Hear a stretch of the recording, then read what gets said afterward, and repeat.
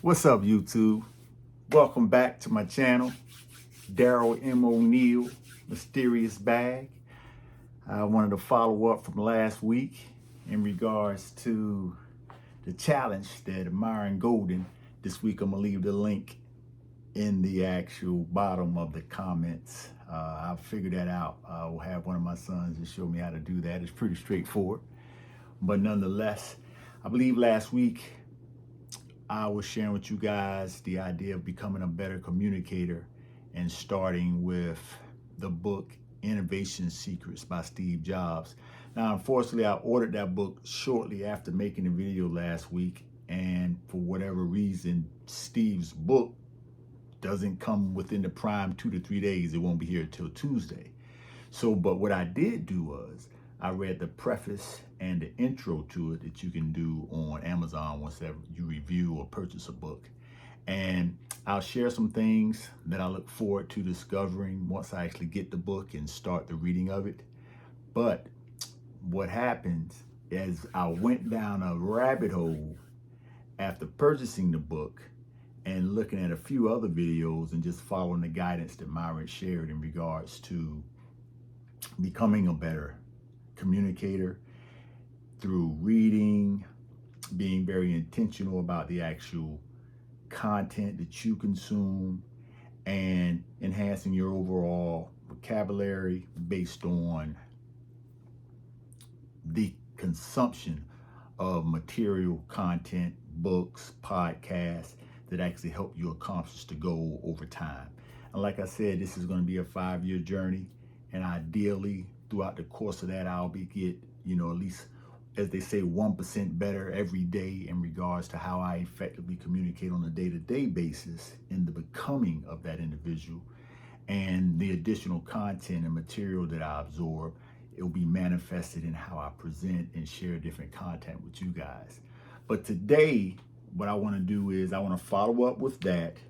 It's just two things. One, I'm going to speak on the preface and what I believe will be some of the nuggets that will come from Steve's book, Innovation Secrets. But before we get into that, I want to share something with you. I was watching a video by a content creator by the name of Anton Daniels. I'll leave his link too. That young brother, he's from, I believe it's Detroit, Michigan. And he shares a lot of information in such a way that it resonates with just my background as well as the way I grew up. And I believe the title of the video was Getting Rich by Going Broke. And it sparked a conversation between my wife and I that in actuality, this is something I've quietly done probably for the last 10 years.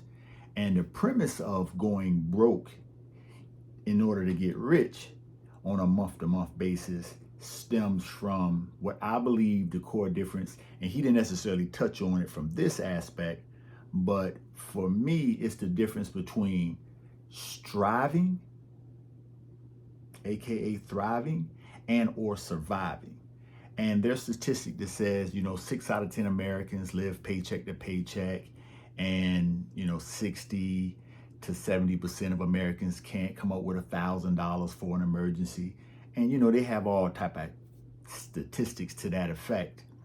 But in reality, I would dare to say the majority of Americans, outside of being educated by their parents at home, if they attended the best private schools, the best public schools, the best charter schools, inner city schools, no matter what schools they attended, if they're American and they were educated in America, they had to attend kindergarten through 12th grade. College was an option, vocational school was an option, military was an option, but we all had to do kindergarten through 12th grade. And what did they teach us? The 3 R's: reading, writing, and arithmetic. Here's the thing. No matter what your educational aspirations are, once you're done with high school, everybody ultimately has to do one thing that they never covered in any of our formal education. That's get a job and get money. It costs money to live and exist in America, no matter whether you from the north, the south, the east, the west. The only difference is some areas cost a little more than other areas. But at the end of the day, once you're done with your formal education, you have to find a way to get out into the world and get yourself established economically. Well, if everybody has to do that ultimately, and none of us have a foundation in managing any type of money, and we live in a consumer-based society, then chances are the majority of those individuals are going to simply get money and spend it, and then take care of their necessities. And if there's some left over, spend it. And in a lot of cases, spend more than what they're actually earning because they're not actually being intentional about the money they're making and the money that they're spending. And so it becomes a vicious cycle, typically through their 20s. You know, you throw in student loans, you throw in credit card debt, you throw in car payments. And before you know it, 5 to 10 years of the most precious time of their life has gone by, and they've established extraordinarily poor money habits. And so how does one even entertain the idea of getting rich or becoming wealthy or simply having more than enough or enough to go beyond the paycheck to paycheck reality of having more month at the end of the month than you have money? Well, I'm gonna tell you, the only way you're gonna go about doing that is switch your reality from surviving to thriving. It's all gonna have to start in your mindset. You're gonna have to prioritize the money you have coming in and be intentional about how you actually spend that money. And I like to ask people on a regular basis whenever we engage in any type of conversation surrounding finance is simply this. If you were gonna set out to lose weight, for whatever reason, you felt you were a little overweight, you didn't like how you looked in that size silhouette in the bathroom when you got out of the shower, whatever the reason, I asked them, what's the first thing you would do if you're gonna set out to lose weight? And you get all kind of answers. You're like, well, I'm gonna research what's the best diet, or I'm gonna join a gym, or I'm gonna start watching what I eat, or I'm gonna start counting calories. And all of those are good answers, but I'm here to tell you, the first thing you wanna do if you're gonna set out to lose weight is find out how much you weigh. You gotta stand on a scale and find out where you're at so you can determine where you wanna go and then map a plan from where you wanna be to where you're at and then work backwards to make that a reality. It is no different than your money. First thing you wanna do if you're gonna set out on the journey to get rich is to find out, okay, how much money do I have coming in? And then how much money do I have coming out? Once you know those things, you at least have a baseline of where you can start to put together a plan to change your reality from one of survival to one of thriving. And it also give you a wake-up call to like, hey, this is all I got coming in. I'm making X amount of dollars from this job. There is nothing else coming in. And if I lose this job, there is no backup. Well, once you identify those things, now you can decide, what can I do to become more valuable? How can I increase my income, minimize my expenses, and take advantage of the difference? Because that's how you get wealthy. You have to establish a baseline for what it costs you to exist, collapse your expenses, and then increase your income. Because there's three ways you can get rich. 1, you can reduce your expenses. 2, you can increase your income. And 3, you can do both. Well, doing both is the fastest way for you to go from surviving to thriving. And the reason for that is once you have control of your baseline, your expenses can only get so low. Even if you collapse them down, move back in with your parents and collapse them down to almost zero, you're gonna have some baseline income of expenses. But what you can do is now run the income up. And so basically, if you got your expenses at $1,000 and you're making $1,500, you got $500 worth of spread. But if you can increase your spread from $1,000 in expenses to $5,000 in income, now you got $4,000. That's that gap. That $4,000 now becomes the separator from you, A, living from paycheck to paycheck, and B, going from an individual that's surviving to thriving. So I'm going to leave you with that. First thing you want to do is take an assessment of where you are. Go ahead and see what your baseline is. You don't have to do anything fancy. If you're a computer person, yeah, do an Excel spreadsheet. But hey, I'm old school. Get you a pencil and a piece of paper and touch and feel and think and write out everything you spend your money on, and then identify what's necessity, and then determine, okay, hey, my baseline for my lifestyle is X.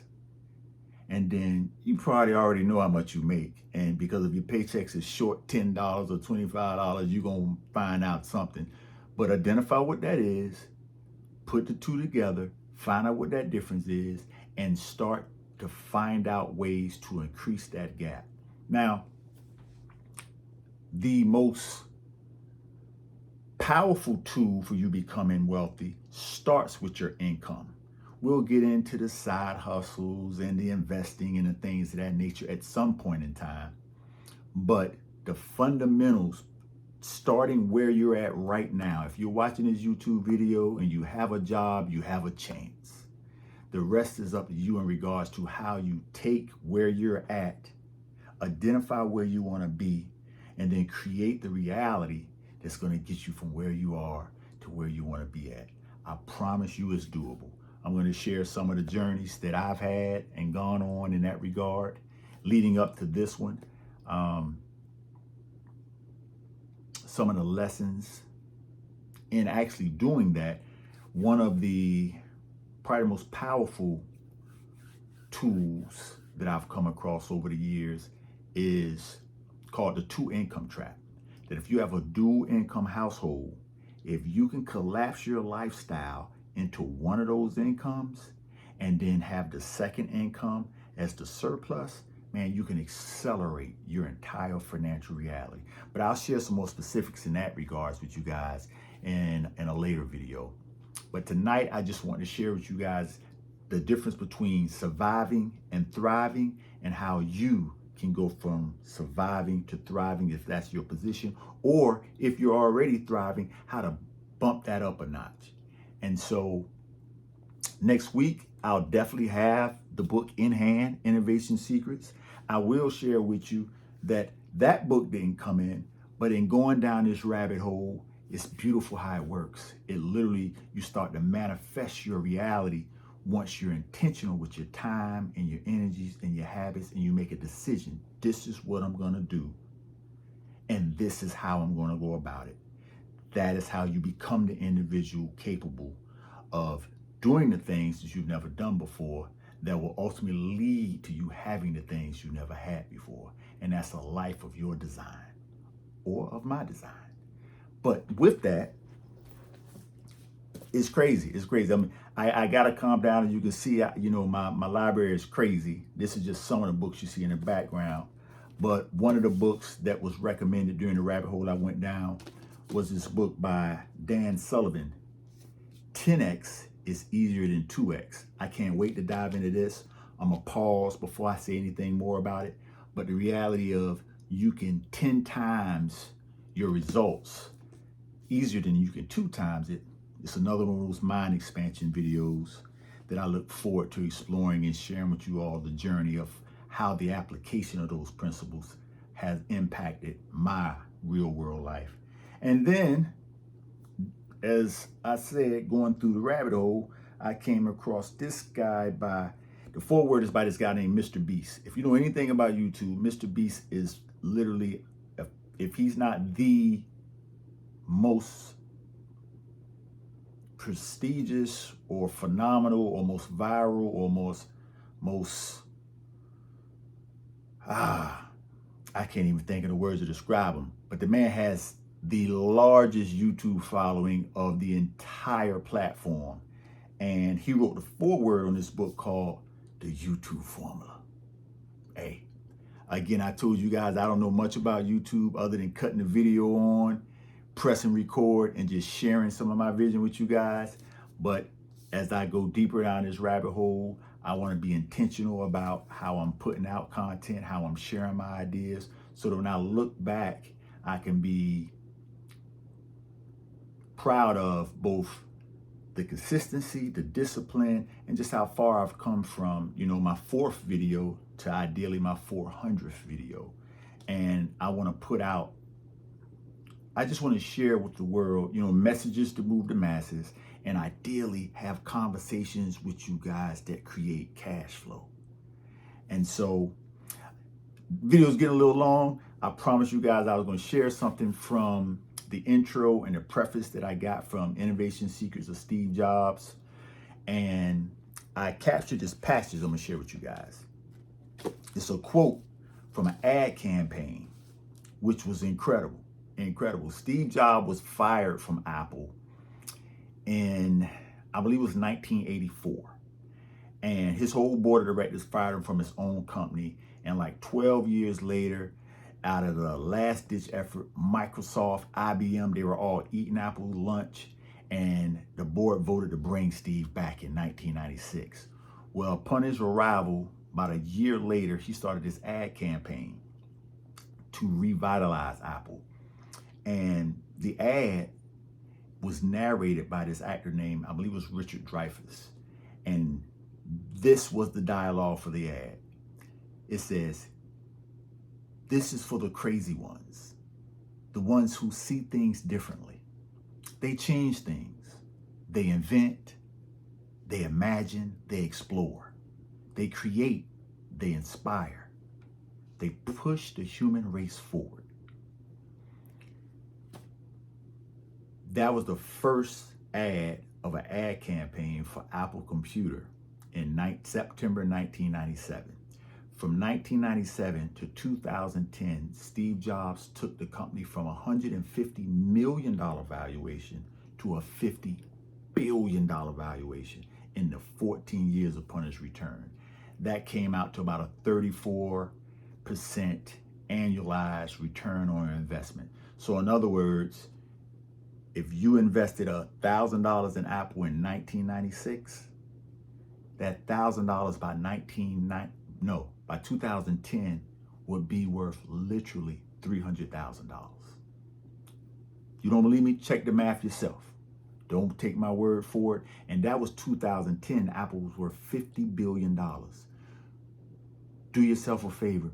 Google Apple stock price and market cap after you watch this video. It will blow your mind what Steve Jobs did to change the world of music, entertainment, technology, the innovation and disruption he did in those industries, and where Apple as a company is today based on his vision, his guidance, and the legacy he left behind, not just for his family or his company, but for humanity at large. With that, once again, I want to thank you guys for tuning in.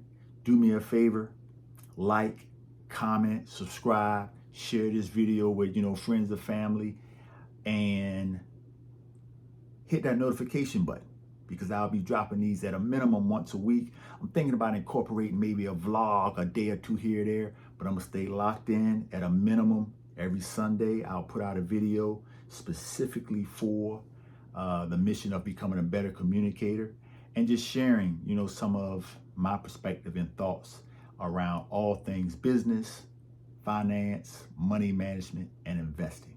And ideally, creating conversations that create cash flow both in your life and in mine, and providing you guys with some jewels along the way.